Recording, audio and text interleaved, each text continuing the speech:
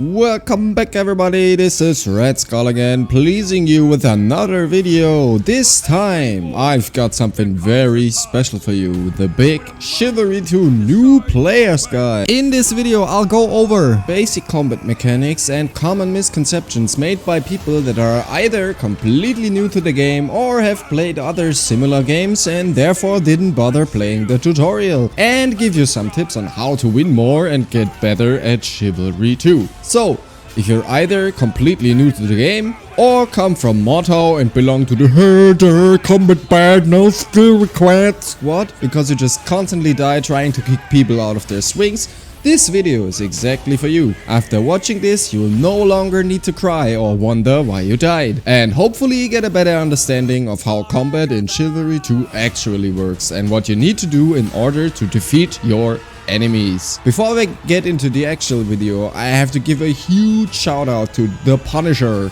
He has a YouTube channel on his own that I'm going to link in the description below. He basically wrote a very comprehensive text form guide for Chivalry 2 and allowed me to use parts of it for this video, taking a lot of time and research of my scripting process for this. So if you've got some time to spare and want more awesome Chivalry 2 content, drop by his channel and tell him Red Skull sends his regards. In this guide we'll talk about the following topics: what is Chivalry 2? Basic Melee FPS terminology, Chivalry 2's special combat mechanics and their situational uses, general tips for new players, and then we'll summarize. Alright, I think that's enough introduction. Let's get clapping!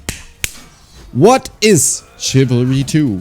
Chivalry 2 is a purely multiplayer melee slasher game with many different game modes such as objective maps, team deathmatch, free-for-all and duels, throwing you into a medieval battlefield with a lot of other human players at once. You perform or defend sieges, raise towns and take the enemy's loot, or slaughter the population of whole cities on your glorious conquest for blood and honor. You pick from a multitude of classes and weapons to accommodate your playstyle and pick whatever suits you best, all along with complete character customization and a lot of cosmetic items to unlock. Fighting in melee distance puts you right in the face of your enemy, and unlike in an FPS where better aim means better game, combat in games like this revolves a lot about reading your opponent's moves, patiently waiting for an opening or a mistake made by the opposing player and capitalizing on these small moments. While at first this can be very daunting, once you get into the flow and understand the underlying mechanics, your weapon and position,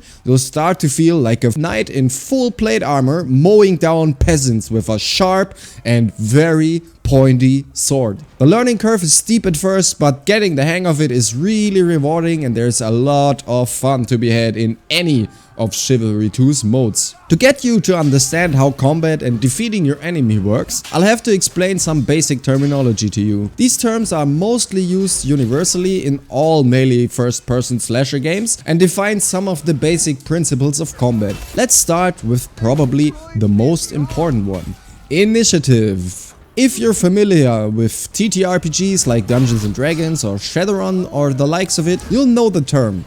It is used to describe which person's turn to attack is when in a combat scenario. In Chivalry 2, it's nearly the same. You either have it or you don't, with some grey areas depending on the weapons used and what moves were performed beforehand. Meaning, you have the right to attack and your opponent has to defend or try to take initiative from you, or you have to defend and try retaking initiative or get into a neutral position. A good example for having initiative is, for example, you stun an opponent by breaking his block with a kick. You now undisputedly have the right to attack and your enemy can't do anything against it. A grey zone would be stopping an enemy's swing with a jab. Depending on your and your enemy's weapon speed, you do not completely have initiative now. This has to be learned the hard way though. There is no way I could teach you that without you experiencing it at all. Attacking while not completely having initiative is called gambling. Imagine tossing a coin to determine the outcome of your move. You do not have initiative if you completely miss a swing and have to go through the recovery phase. This leads us to our next terms: wind up,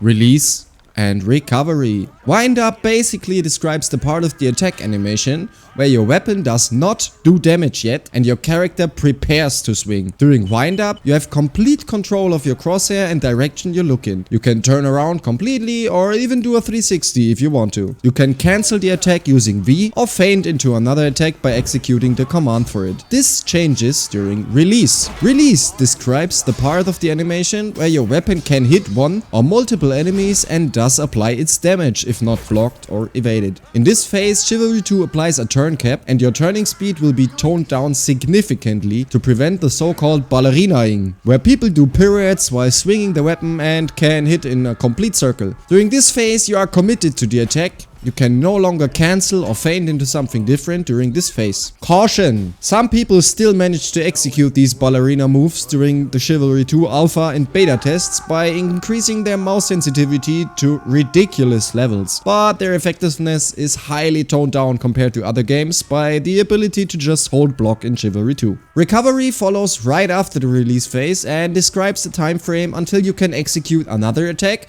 or start parrying or blocking again after an attack. If your attack hits or gets blocked, there is next to no recovery phase, but missing completely increases this time frame. So do not wildly swing without a reason to do so. Drags is another commonly used term in the genre, and they are performed by turning your camera towards your weapon as you swing, so away from your enemy. A common misconception is that they are useless in Chivalry 2. They are actually very good and have a place in the game. You can make your attack land really late if done right with a heavy swing, for example. This baits counters even more than a normal heavy attack, which is a good way to mix up the flow of a fight. They are also effective against a player that rarely counters, as it makes the attack so delayed your opponent might panic and make a mistake while waiting for it to hit. The opposite of a drag is an axle. Axle is short for accelerations. These are performed by turning the camera into the enemy and away from your weapon as you swing. This is best used with movement keys to create an even faster attack. Axles have their place in the game as well. You can sometimes force a riposte instead of a counter because if done right, your opponent will not have enough time to counter the accelerated attack. Axles are also good to use in one versus many to accelerate into someone's attack or to try and throw your opponent's guard off with a speedy hit. Combos are performed by continuing to attack back to back. You can change what the next attack is going to be by inputting it at the end of your weapon's release. These are good for mixing up what your attacks look like, often leading to your opponent getting confused and attempting to counter from the wrong direction or move, and sending out a faster attack like a stab, for example. You can also combo into a heavy attack. Blocked attacks can also be comboed off. This is safe to do so if your opponent doesn't react to your attack with a counter, for example. Keep in mind that comboing off a block can be a very risky move against fast weapons. Alright, this should be all the basics you need to know to start out your journey from Squire to Knight. Now, let's talk about the stuff that's unique to Chivalry 2. First and foremost, let's talk attacks. There are multiple forms of attacks that can be performed and chained together. Slashes are performed by left clicking. On console, these are executed using the right trigger or R2. This is a horizontal attack that can hit multiple enemies or even teammates with one swing and are very effective in scenarios where you fight against multiple enemies at once. Stabs are performed by using mouse wheel forward on PC and LB or L1 for consoles. This is normally the fastest of your attacks and very useful for hitting enemies that stand between your teammates or to mix up your opponent during a duel. Overheads are performed by using mouse wheel down on PC and RB or R1 for consoles. They do the most damage but are harder to hit and not very effective when facing multiple enemies. Heavy attacks can be performed for any of the aforementioned attack types by holding down the left mouse button after performing the attack command and have some very unique and useful perks attached to them. Heavy attacks allow hit stop weapons, which means weapons that are blunt and normally stop on light attack hits, to pass through enemies, enabling you to hit multiple foes with one swing. They also do more damage and drain more stamina than a light attack. A disadvantage of using a heavy attack is that you are locked in once you charge a heavy, which takes a while, and you can be flinched like with every other attack. Heavies are one of the best baits for counters. They draw a counter attempt out because their windup is so long, resulting in a high damaging hit for you. Combine these with drags and you can even bait out an enemy that is very good at countering. Heavy attacks are also not fully stopped by counters. They will glance off counters and keep moving in the same direction, making them able to damage targets on the other side of the countering enemy. This makes them very useful in situations where you are fighting against multiple opponents that try to counter your swings, as you may still be able to land a killing blow on one to remove a target from the fight. Next we have specials. Specials are performed by hitting Q and are a high damaging and high stamina draining attack that cannot be countered, only riposted or parried. They have a really long unique wind up and release animation with a strict turn cap, which means they are hard to turn while using. It is best to use these when you are team fighting another player or if you get behind someone with a lot of HP. As I said, they are not counterable, so one of the best options is to dodge the special, then punish the miss. These are another good option to throw into someone who counters a lot. They will either mistake it as a regular attack or they will be forced to parry it. Try not to miss though. The recovery time on specials is long. Every weapon in Chivalry 2 can be thrown by hitting G, and some of the weapons do a lot of damage when thrown into an unsuspecting enemy. Try not to throw your weapon while the enemy is in your face, but instead try to gain some distance before chucking your stick at your foe. Something I found very useful during 1v1 scenarios was setting your opponent up by missing a special attack from afar and later in the fight throwing your weapon to finish them off. This works especially well with axes, since the special and throw windup looks very similar. You should always assess your situation before deciding to throw your weapon. Do you have enough time to switch to your secondary weapon before the enemy will reach you? Do you actually have a secondary weapon that you can use should your throw miss or not kill the enemy? This is to be used very situational and with caution. Another special mechanic to Chivalry 2 are jabs. Jabs are performed by hitting R and are meant to be initiative gainers. They all do a baseline damage of about 10 and execute pretty fast. The top uses for jabs are to stop heavy attacks, stop specials, and interrupt combos. You can also counter into a jab, which can throw your enemy off big time, especially if they are anticipating a normal attack to come out and instead a very fast jab comes out. Jabs are useful in 1 versus many as well, to stop one opponent from comboing or heavying and target switching off that to another enemy. Let's talk about kicks. Kicks are used to break held parry and are performed by hitting F. If you notice someone holding parry a lot, simply kick them and they will be stunned, resulting in a free hit for you. Kicks do not stun you if you are hit by one when not parrying. When you are fighting someone who is trying to kick you, just attack their kick attempt and you will hit them. Or you can dodge away or even jab. Anything that doesn't involve blocking or parrying is a counter to a kick. You can actually feint a normal attack into a kick, meaning you can get an enemy that has been blocking a lot to start blocking by initiating a swing and then break their guard by switching to a kick during the windup. Against enemies trying to kick you a lot, just start an attack once you see them kicking. You will not get your attack cancelled by the kick and get free damage onto your enemy. Sprint attack is an enhanced special attack and lunges you forward, keeping the speed you have gained, and grants you an attack that does a lot of damage and can only be blocked or riposted. These are best used against an opponent facing away from you, because they can easily be cancelled or dodged if your opponent is looking towards you. They are very effective against everyone, especially archers. To be able to tell when you can execute a sprint attack or if you will just do a normal special, look at the middle of your screen. If there is only one arrow, this means you will perform your weapon's special attack. If you see 2 arrows above each other, this means you are in full sprint and can perform the sprint attack. Some classes can perform a tackle by hitting F when full sprinting. If not blocked, your enemy will get knocked to the ground and you'll be able to get a free hit, maybe even 2 depending on your weapon's speed in, before he can stand up again. Even if blocked, a tackle will stun your enemy for a brief amount of time, so best try to dodge an enemy trying to tackle you. If you get knocked down, try to dash left or right as fast as you can to try and avoid any follow-up. Oh wow, that's a lot of attacking. But as the old saying goes, attack is the best defense.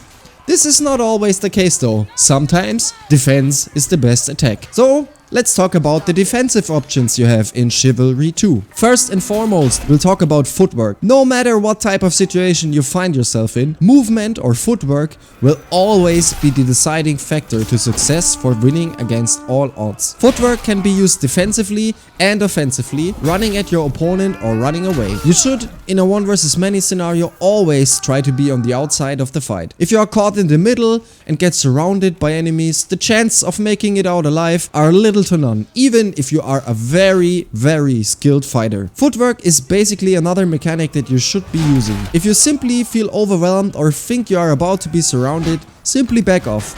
There's no need to put yourself into a losing position. Run away by sprinting and doing a 180 to check your back while maintaining momentum. While these are some examples of footwork being used, it is not at all everything. Footwork is something you have to develop yourself. No one can help you with this. It comes down to your playstyle, what weapon you're using, and how you like to play. There are too many variables for me to tell you how to footwork, but a general understanding of what to do really comes down to experience in a lot of different situations. One example that Punisher pulled from another really good player is in a 2v1. You being the one, your goal should be to keep one of your opponents between you and the other opponent, so the one in the back has less time and opportunity to hit you. This just creates more distance from fighting multiple opponents at the same time. With this being said though, there are times where you would want to take two on at the same time to get rid of them quickly. As I said, you really have to just play the game and sync yourself with the movement. Held parry. Its uses and disadvantages. Parrying, performed with the right mouse button or the left trigger or L2, is a big part of melee games. This is mostly how you react to being attacked and make a move off of being defensive. Holding parry in Chivalry 2 slowly drains stamina, in addition to the chunk of stamina drained from every attack you parry. And this is a reason most players don't understand how they are getting disarmed rather quickly. Parry should be used very rarely and is a situational option. The only time you should hold parry is in moments that happen in a 1 versus many scenario. For example, you are outnumbered 3 to 1 and multiple attacks come in at the same time. You can't really counter all of them, so your only option is to hold parry and try to find an opening to riposte, or counter an attack and continue trying to gain initiative. So keep in mind that just parrying and holding block will at some point lead to you getting disarmed. Manage your stamina. Dodging is another situational defensive option, performed by pressing space while using A, S and D on your keyboard. A being a left dodge, S being backwards dodge, and D being a right dodge. Waiting until the last second to perform a dodge can lead to a free hit on the opponent with a faster weapon with most stab moves. A lot of players might think dodge is not very good, but as I have stated, it's situational. You can dodge a tackle or sprint attack and attempt to punish your opponent's miss. And very rarely, but nonetheless sometimes, you can escape a 1 versus many by dodging backwards towards your team. It is also another good anti-kick tool. Forget to attack it or are too slow to attack it and are worried what to do. Just dodge backwards and attempt a punish on the missed kick. I find myself often overusing the dodge in a 1 versus 1 situation. Try not to do this as it will drain your stamina even further. Ducking is another mechanic in the game. It is performed by hitting control. This is very risky and should be used in desperate situations. For example, if you get disarmed and only have your fists left. I often find myself surviving a 1 versus many longer if I simply incorporate ducking while attacking. Sometimes enemies' attacks will just simply fly over your head and potentially save yourself from damage or even death. It is also not a bad idea to include ducking into your counter attempts. If they miss, you have a chance to pull off a successful duck plus attack. There really isn't a reason not to duck in a 1 versus many, as they can really come in handy and don't cost any stamina. Alright, let's talk about the riposte. A riposte is where you block and attack at the same time, performing a separate animation that is faster than just blocking and waiting to attack afterwards. These are good to use if you don't feel comfortable with countering everything your opponent throws at you. And sometimes it's better to use in a 1 versus many rather than a counter. If you are not confident enough, you will counter the right move. They also have another benefit to using them. When you're in the early stage of performing the riposte, there is a feature called auto parry. It blocks incoming attacks in a very short window, around 0.5 seconds, after you initiate the riposte. This can be very helpful if multiple attacks are coming in and there is no way to react to all of them landing at the same time. People often ask what the difference is between ripostes and counters. The quick answer is that counters are basically the more advanced version of ripostes that involve timing and a risk-reward trade-off. A counter is performed by holding block, then mimicking your enemy's attack before it hits you. For example, if you want to counter an overhead, just wait until it's close and send an overhead out of held parry to counter it. There are a couple of ways to tell if you countered correctly. Blue sparks will fly out, there's a unique sound effect, and watching your stamina bar, as a successful counter will regenerate a little bit of your stamina. Counters are a very important mechanic of the game, just because they give a decent amount of stamina, which will keep you going longer in a 1 versus 1 or even 1 versus many scenario. In a 1 versus many, countering can be hard to understand at first. You really have to know when to initiate a counter and when to just use a riposte. If you find yourself losing stamina very quickly, just try to incorporate counters into your fights. If you can, you should go for counters as often as you can to never go out of stamina and thus disarmed. This can be very powerful and change the outcome of a 1 versus many. If you were to fight multiple people without ever countering, the only thing that's bound to happen is you getting disarmed and beheaded. Counters do have the same auto parry feature ripostes do. The window on a counter is a bit shorter than a riposte, however. It is about 0.4 seconds on counter versus 0.5 on riposte. Alright. How do you deal with a countering opponent? There are actually a lot of ways to bait an enemy's counter. For example, you can use a feint. Feints are extremely useful to bait a counter out from one direction while you're already attacking from the other side. To perform a feint, start an attack and during the wind-up animation input the command for any other attack. This will assure a hit if the enemy goes for a counter. All attacks by default start from one side. To change starting side, hold Alt while attacking. You can also feint into a jab if you know for sure your enemy will try to counter your slash. Just jab and fumble him, giving you back the initiative. Counter feints are basically the same thing as the example above, but out of a counter. These can be used in different ways.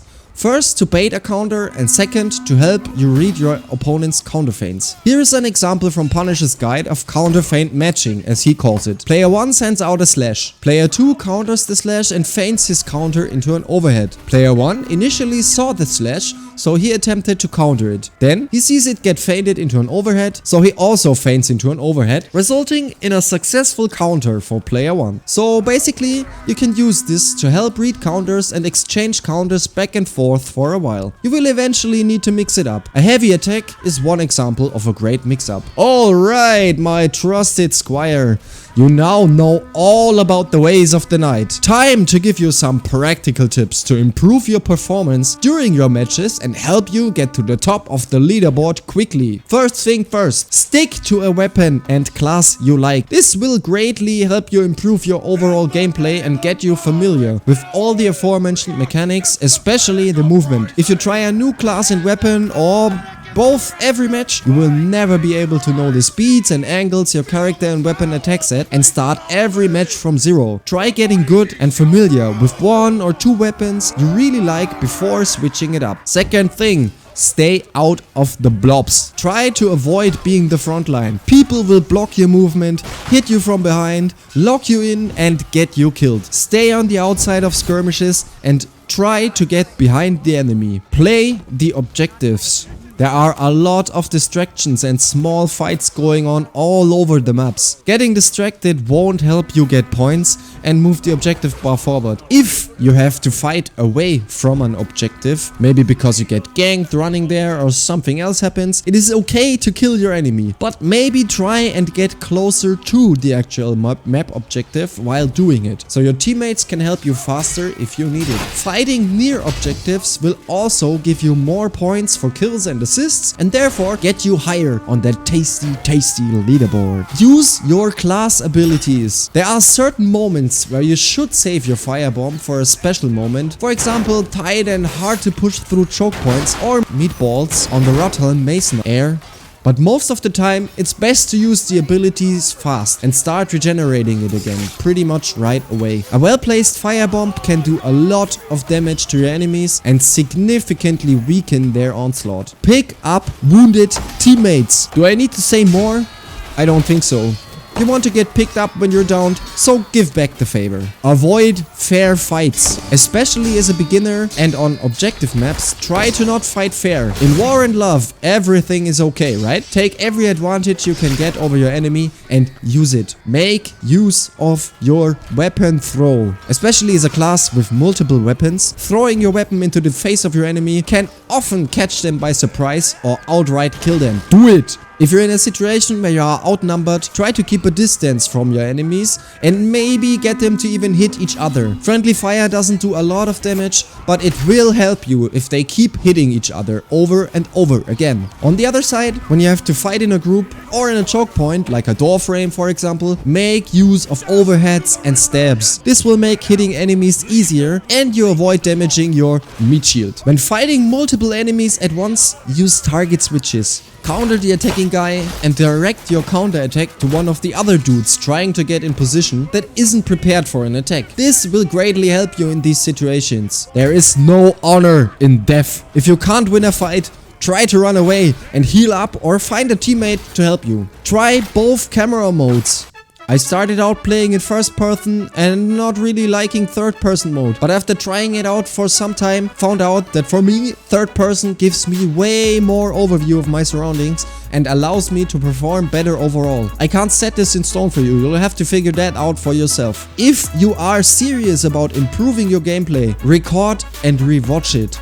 This can help you see mistakes you may not notice during playing, but are obvious to you afterwards. And the last and most important tip I have for you: have fun. Don't get enraged if you die sometimes or lose some games in a row. This will make you even worse and you'll create a negative feedback loop of getting more and more enraged and therefore playing worse and worse. Try some cheesy weapons or set up a cheeky trap, hiding behind a corner, or even go into a different game mode or take a break and start new and fresh after getting some fresh air. This game is too good to rage about and make your time miserable. Alright, these are all the tips I have for you today. To summarize the whole thing in a short sentence: get familiar with all the mechanics and understand them. Get on your feet and practice. Take the tips I mentioned above to heart and soon you too will be unstoppable. I hope you guys could learn something or maybe understand some of Chivalry's mechanics better now. Please tell me down in the comment section what you think of this guide and go and visit Punisher's channel. He's a great guy and has some really cool videos on there. If you liked the video and want more Chivalry 2 guides,